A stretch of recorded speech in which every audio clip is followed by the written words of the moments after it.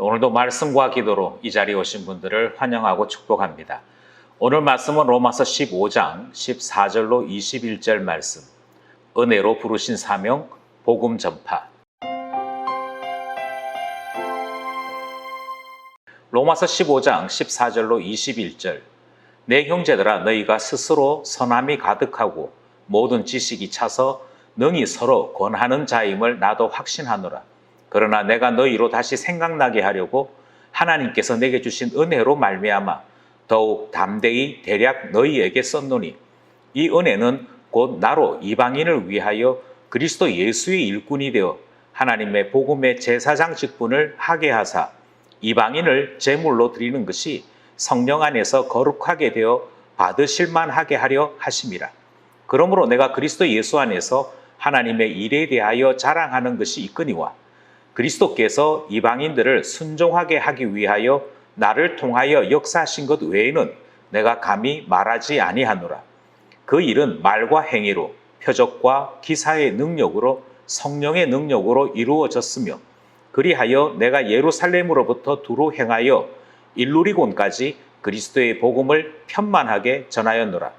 또 내가 그리스도의 이름을 부르는 곳에는 복음을 전하지 않기를 힘썼노니, 이는 남의 터 위에 건축하지 아니하려 함이라. 기록된 바 주의 소식을 받지 못한 자들이 볼 것이요 듣지 못한 자들이 깨달으리라 함과 같으니라. 아멘. 로마서 15장에 들어섰고요. 로마서 15장 1절로부터 13절까지는 14장의 내용을 요약하고 정리하는 내용이었습니다. 하지만 오늘 본문인 14절로부터는 전혀 다른 이야기가 출발이 되는 것이죠. 이 전혀 다른 이야기라는 것은 이제 로마서를 정리하고 결론을 내리는 부분으로 가는 중에 있습니다. 15장, 16장의 기능이 그와 같은 부분이지요. 특별히 오늘 본문에서 우리는 지금까지 논의되었던 공동체가 어떻게 사랑할 것인가 하는 논의를 떠나서 왜 바울은 로마서를 썼고 이 로마 교회에 이 내용을 전하는가, 그리고 이 전체의 설명은 무엇을 위한 설명인지에 대해 정리하고 전달하는 중에 있습니다. 오늘 본문 안으로 들어가서 하나씩 살펴보도록 하겠습니다. 먼저 14절 말씀입니다.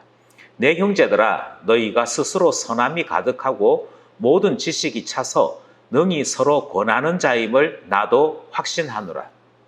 먼저 우리가 주목할 것은 14절에서부터 로마 교회에 대한 평가가 종합적으로 주어지고 있습니다. 세 가지로 이야기하죠. 로마 교회는 어떤 교회다, 이걸 이제 14절이 세 가지로 이야기하는데요. 첫 번째는 너희가 스스로 선함이 가득하다라고 말씀하고 있습니다.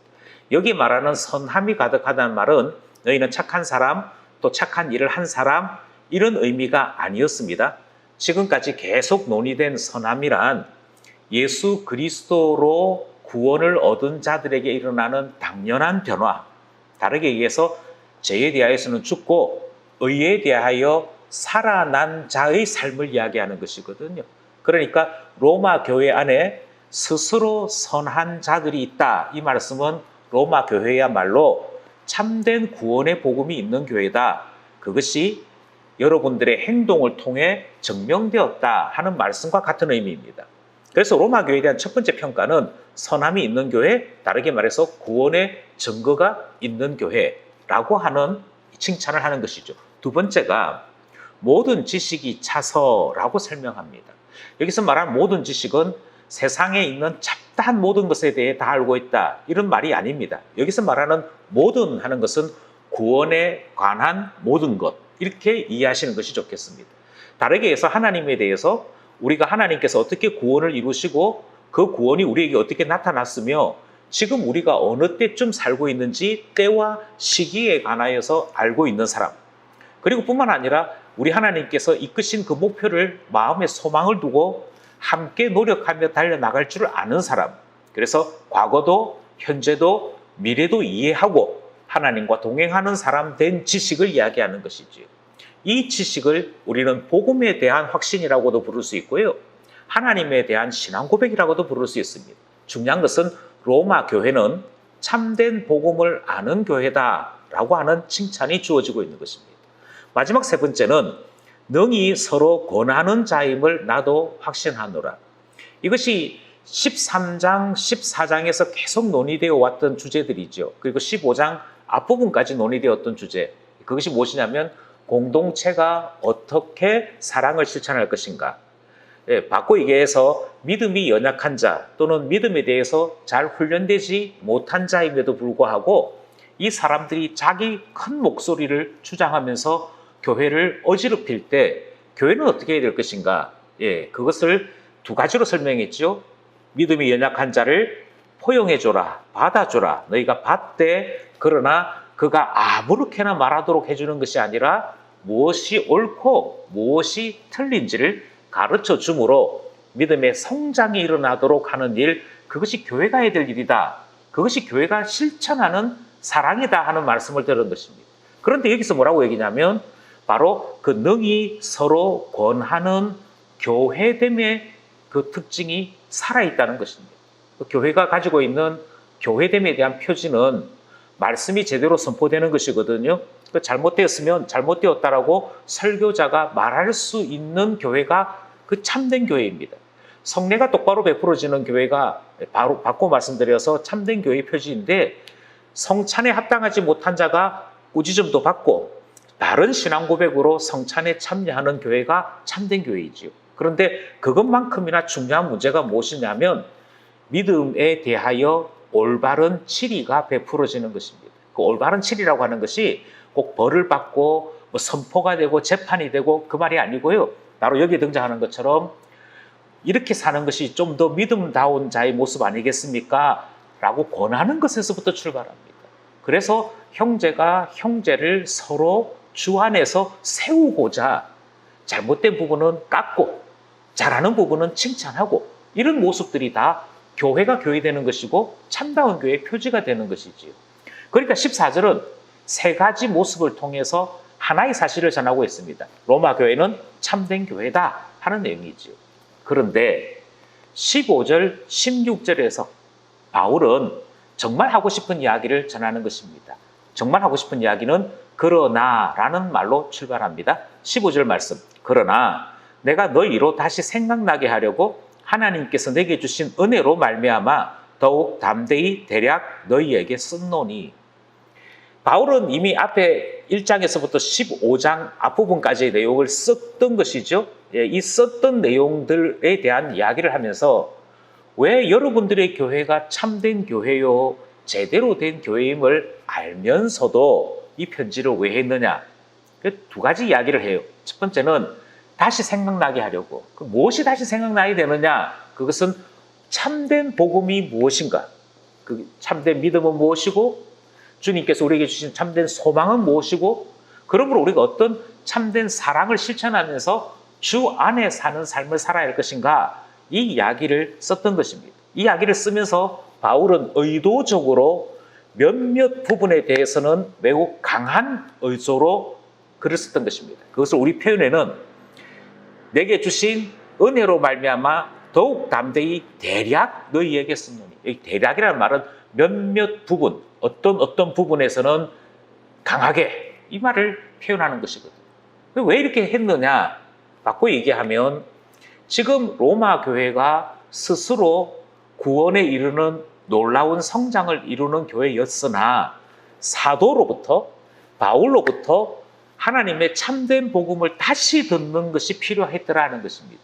이것을 앞부분에서는 건강한 교회는, 참된 교회는 사도성 위에 서 있다 이렇게 말씀을 드렸고요. 우리 하나님께서 바울을 보내시고, 그래서 내가라고 하는 바울을 통해 너희 로마 교회가 복음에 대해서 다시 한 번 더 정립하도록 이 편지를 쓰게 하셨다 이렇게 말하고 있는 것이죠. 그래서 로마서가 쓰여진 첫 번째 목적은 이방인 교회인 로마 교회의 복음의 정수, 복음의 핵심을 다시 전하고 혹시라도 잘못 알고 있는 복음에 대해서는 수정하고 성장시키고 바로 가르치고자 하는 목적이 있음을 15절이 설명하는 것입니다. 그리고 우리 15절 말씀을 통해서 모든 교회는 사도적 전통 가운데 있어야 한다. 신앙의 순수함 가운데 있어야 한다 하는 사실을 배우게 되는 것입니다. 16절도 이 부분에 대한 이게 보충 설명입니다. 16절, 이 은혜는 곧 나로 이방인을 위하여 그리스도 예수의 일꾼이 되어 하나님의 복음의 제사장 직분을 하게 하사 이방인을 제물로 드리는 것이 성령 안에서 거룩하게 되어 받으실 만하게 하려 하십니다. 여기서 갑자기 베드로 전서에 나오는 것처럼 만인 제사장 이런 거 등장하면 안 됩니다. 바울은 아주 엄격하게 사도가 가지고 있는 역할이 무엇인지를 설명합니다. 사도의 역할은 복음이라고 하는 이 영역 안에서 복음의 제사장 역할을 하는 존재입니다. 그리고 하나님은 이 은혜의 복음을 사도들에게 맡기셨고 사도들을 통하여 교회가 이 복음을 배우도록 하신 것이죠. 그래서 모든 교회는 선지자들과 사도들의 터 위에 세워져 있다. 이 말씀이 등장하게 되는 것입니다. 그래서 바울은 너무 감사하다. 하나님께서 이 은혜의 복음을 나에게 맡기셔서 로마 교회도 전하게 해주셨다. 그리고 앞에서부터 계속했던 이야기가 바로 이 은혜, 이 복음에 대한 내용이었으므로 이 복음에 합당하게 자기 자신을 드리는 이방인이 나타나는 것, 그것에 대해 감사한다. 이 말을 하고 있는 것입니다. 그리고 이 모든 것은 주님이 계획하신 일이요, 주님이 기쁘시게 받는 일이다 설명을 하는 것이지. 이 상에서 우리는 14절에서부터 16절 말씀이 로마 교회와 바울이 어떤 관계에 있으며 로마서를 왜 쓰게 되었는가 하는 그 이유를 듣게 되는 말씀이었습니다. 교회를 교회되게, 모든 교회를 정통이 있고 바르게 세우는 사도적 교회 되도록 바울이 다시금 복음을 들려주는 내용의 편지를 썼다 하는 사실을 확인하는 것이지. 17절로부터 19절 말씀을 보겠습니다. 17절로부터 19절 말씀은 바울이 자기 자신을 소개하는 내용입니다. 먼저 17절이죠. 그러므로 내가 그리스도 예수 안에서 하나님의 일에 대하여 자랑할 것이 있거니와 라고 끝났으니까 자랑하지 않겠다라고 하는 것이 포함되어 있습니다. 이 17절은요, 사도 바울이 여러 교회를 다니면서 늘 당면했던 문제들, 당신은 예수의 12제자가 아니지 않느냐, 당신이 정말 사도 맞느냐 라고 하는 것에 대한 수많은 오해, 수많은 질문에 대해 그것에 대해 답을 주면서 제가 사도 맞지요, 저에게 얼마나 놀라운 일이 있었는데요, 이렇게 말할 수 있을 것 같은데도 불구하고 17절은 자랑할 일이 많이 있지만 하지 않겠다라고 하는 말이 전해지는 것입니다. 왜냐하면 자기 자신의 사도성을 증명하고자 자기 자랑을 하기 시작하면 주님이 받으실 영광, 주님의 자랑이 사라지기 때문이지. 그래서 이 유혹을, 너를 자랑해봐 라고 하는 이 유혹에 바울은 분명하게 대답합니다. 나는 자랑할 수 있지만 자랑하지 않겠습니다. 이야기를 하는 것이죠. 그게 17절입니다. 18절에 설명을 합니다. 18절, 그리스도께서 이방인들을 순종하게 하기 위하여 나를 통하여 역사하신 것 외에는 내가 감히 말하지 아니하노라. 하나님께서 나를 사용하셨어요. 참 감사하게도 저를 사용해 주셔서 이방인들이 주님께로 돌아왔습니다. 이것은 분명한 사실입니다. 여기까지만 딱 이야기한다는 것입니다.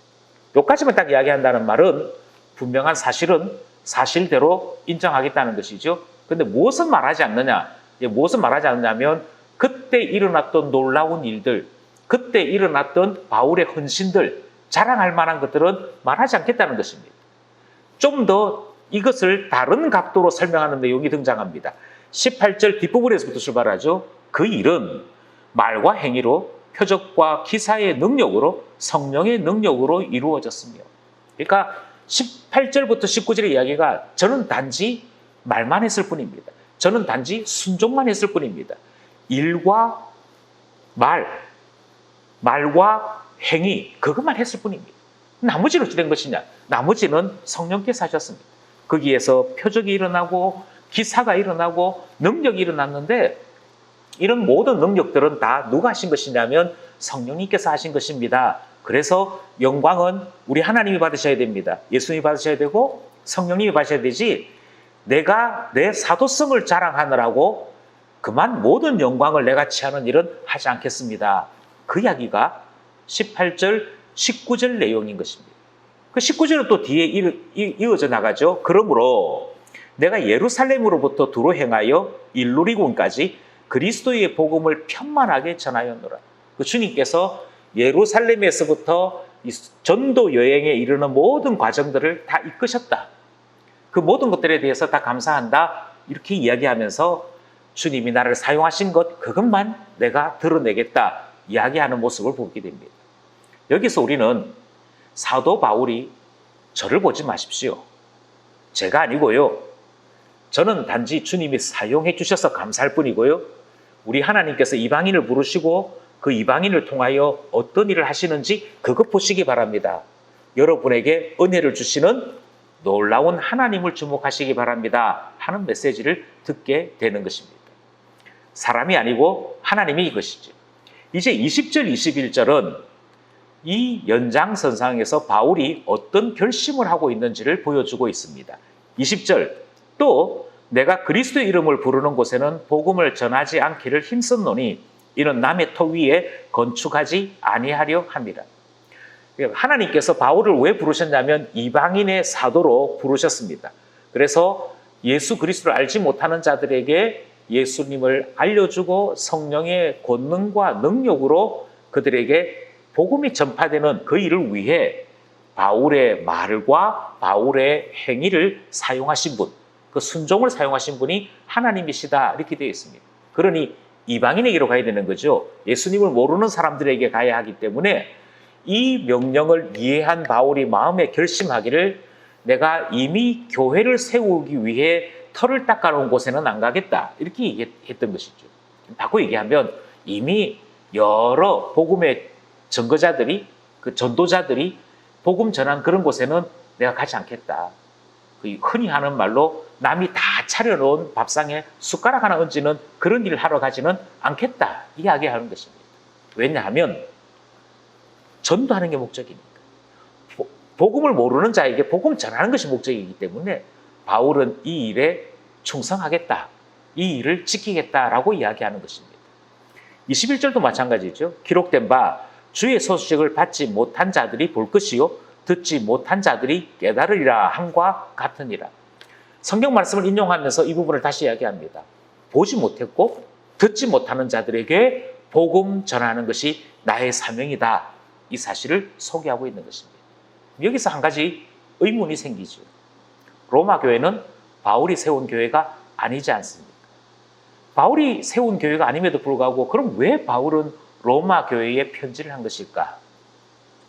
여기서는 단지 바울이 지금까지 사역을 해오면서 어떤 소신으로 사역했는지만 소개하고 있을 뿐입니다. 그렇게 일관된 소신으로 복음을 전하던 바울이 왜 로마 교회에 편지를 해서 자기 스스로 얘기했던 남의 터 위에 하지 않겠다, 건축하지 않겠다 했던 자기 소신을 스스로 부인하는 행동을 하는가? 그것에 대한 설명은 22절부터 다시 주어집니다. 이것이 로마서를 쓰게 되는 두 번째 이유가 되는 것이죠. 그래서 내일 살펴보도록 하겠습니다. 오늘 여기까지 우리가 함께 말씀을 들은 것입니다. 첫 번째 우리가 정리하기 원하는 것은 자생한 로마 교회만으로 족하지 않고요. 사도적인 교회, 정통이 있는 교회가 되는 것이 중요한 것임을 보았습니다. 그래서 사도로부터 다시 복음을 듣는 일, 사도로부터 분명히 알아야 할 것을 확실하게 배우는 일이 교회가 교회되는데 얼마나 중요한 일인지를 깨닫게 되는 것이죠. 복음이 아닌 것을 얻는 사람들이 너무 많습니다. 그러나 교회는 복음, 교회는 사도적 복음의 이 틀을 놓쳐서는 안 됩니다. 교회가 해야 될 일은 오직 이것밖에 없습니다. 여기에 집중해야 될 것을 우리는 오늘 본문 말씀을 통해 듣게 된 것이지요. 또 하나 우리는 오늘 본문 말씀을 통해서 왜 바울은 로마 교회에도 이 길고 긴 복음의 내용을 전하는가? 예, 이유는 간단합니다. 복음 전파가 사도의 사명이요 모든 교회의 사명이기에 우리가 바른 복음을 배울 뿐 아니라 바른 복음을 전하는 자 되어야 할 것을 다시 한번 확인하게 되는 것이지요. 전하지 않는 것은 내가 믿지 아니하는 것이죠. 믿는다면 전해야 하고 전하는 것이 신자의 가장 기본적인 사명이다. 이 사실을 다시 한번 깨닫게 되는 것입니다. 마지막으로 우리는 바울이 믿지 아니하는 사람, 복음을 듣지 아니하는 사람들에게 복음 전하는 일을 위해 하나님 나를 부르셨다라고 말하는 이 강조를 듣게 되었습니다. 우리도 마찬가지지요. 아직도 예수님을 알지 못하는 다음 세대들이 여전히 복음의 바깥에서 자라고 있습니다. 신자의 가정에서 자라는 자녀들조차도 복음 바깥에서 돌아다니고 있을 때를 많이 볼 때가 있습니다. 모두에게 바울과 같은 열정이 있기를 원합니다. 우리의 사명은 복음 전하는 것입니다. 다음 세대 복음을 알지 못하는 자들에게 복음 전하는 것이 우리의 일이고요. 우리는 그저 말할 뿐이고 전하여 믿게 하시는 분은 하나님이신 줄 알아 이 일에 순종하며 나가는 것이지. 그러므로 교회가 사회로부터 욕을 듣는 이 시대에도 우리는 이 꿈을 포기할 수 없습니다. 오늘도 삶의 현장에서 이 말씀을 붙잡고 살아갈 때 주님께로부터 칭찬받는 우리 모두 되기를 간절히 소원합니다.